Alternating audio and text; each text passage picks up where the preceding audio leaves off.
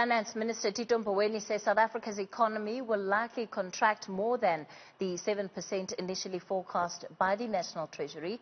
Gross domestic product shrunk by a record 51% in the second quarter of the year. Those are the annualized figures. It's the fourth quarterly contraction in a row after a strict COVID-19 lockdown was implemented. In July, the Reserve Bank cut its 2020 forecast for GDP to a 7.3% contraction. Joining me now is Economist Xhanti Payi to unpack the latest. Xhanti, the word coming from the Finance Minister is that in fact the situation is going to be much worse than they had anticipated. What does that mean for South Africa's budget, the budget that we're working on right now, especially if we're not going to be able to collect revenue in the way that we had expected? I think that's actually quite a dramatic situation, and I think the Finance Minister tries to explain that even some of the support that we need to give to people in the economy is going to be difficult. Remember that the contraction is because people had no economic activity, many people stayed out of work, and also that actually is going to be very difficult to go back to the original position and productivity in terms of the economy. So people are going to need support for a longer period, but we can only provide that support if we can collect some revenue to be sure that we're doing this. Remember, the last time he told us about the budget being very stretched, debts exceeding 80%, going on 90%. So I think the situation is getting dire and dire, and it's almost a cat and mouse situation, because I think we have to think, do we support the economy so that it comes back? But with what money? So that actually once it comes back, then it will pay off the money. But that's the difficulty now. Xhanti, if we're looking at a situation where there's about a 300 billion rand revenue shortfall, does that mean that the only options that are available to the country is to go and borrow more money? I suppose, I don't know what we would be paying it back with if we don't have money to begin with. Definitely, I think we have no other option. We have to go out and borrow. That's the only way you do that, or you increase taxes. Now, we're in no position to increase taxes in a fragile economy that we have in a receding economy. But what we also know is that the economy is changing. So one of the things that's very difficult in an economy like this, at a time like this, that we are seeing a transition in economic activity. So it makes it difficult to forecast how bad things will be, because usually you use, the models that economists will use or statisticians will use depends on how the economy has performed in the past, and therefore can forecast into the future. That difficulty now that we face is we are not quite sure. And I think that's the slippery slope that we're in now. And so even when we think about restructuring the economy, everybody's been talking about that. That's an important thing to consider, because all fundamental changes have to be done very sensitively, because we have to know where we're actually going. But I think the debt situation is one that is very, very dire. And I think the Finance Minister is trying to sensitize to that. That's why he wrote that piece, I think, to communicate. Sorry to come in there, Xhanti. Do you think that the minister is preparing us for another round of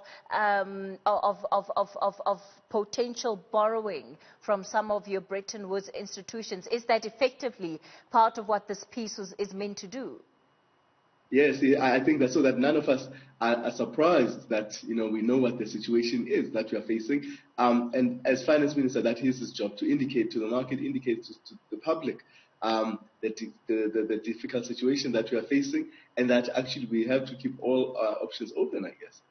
Have we exhausted all internal options that have been put on the table? And I think of some of the suggestions that have been previously made by Labour, including COSATU, on how else government could be making better use of some of the resources that we already have, including that are sitting within your PICs and related institutions.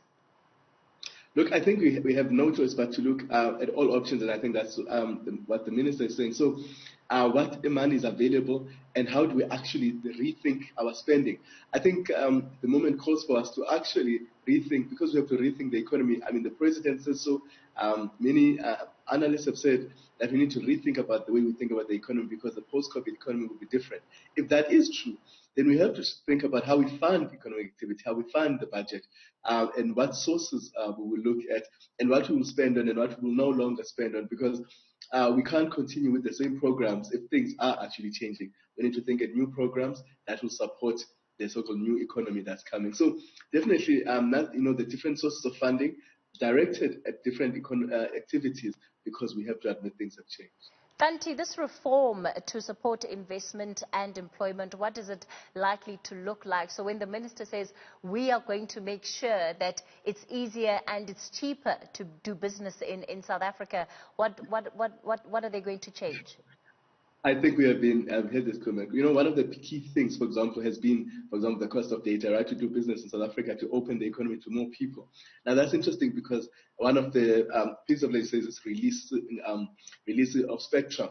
That hasn't been done for years. So it does sort of lend a devastating blow to the rhetoric that actually we want to make to do business in South Africa better and cheaper.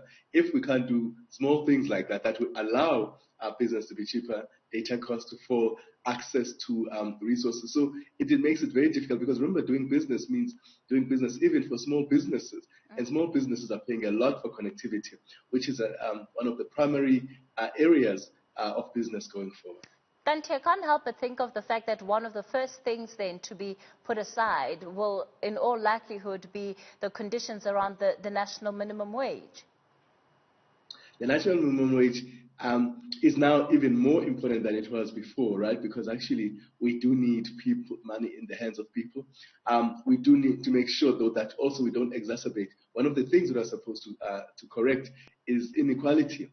And so if we take it aside, then inequality will worsen, and we don't want that, because we don't want to be on the other side of this pandemic and this crisis and find that we are actually in a worse society than when we started, or dramatically so. So we need to find ways of supporting that. So supporting businesses who maybe perhaps are struggling with the minimum wage, and we negotiate around it. Again, the point is really not to pick one thing over the other, but to actually try and see where we are actually going. And we need a strategic plan to go forward that looks at each individual problem that we're facing and we're going to face, and find a solution to that. And I think what we always do is to have this big announcement of, we're going to do reform. What kind of reforms are quite right, and to what end? Where do we need the reforms? What can we keep, and what will continue to work? It can't be that we just want to bring a big thing that says we are going to reform, but we don't talk about the key problems that we faced and how to solve those, and the new problems that we're going to contend with and how to solve those. So I think the rhetoric in government needs to change into very direct and nuanced discussions, and actually sequenced solutions to the problems that we're going to face. All right.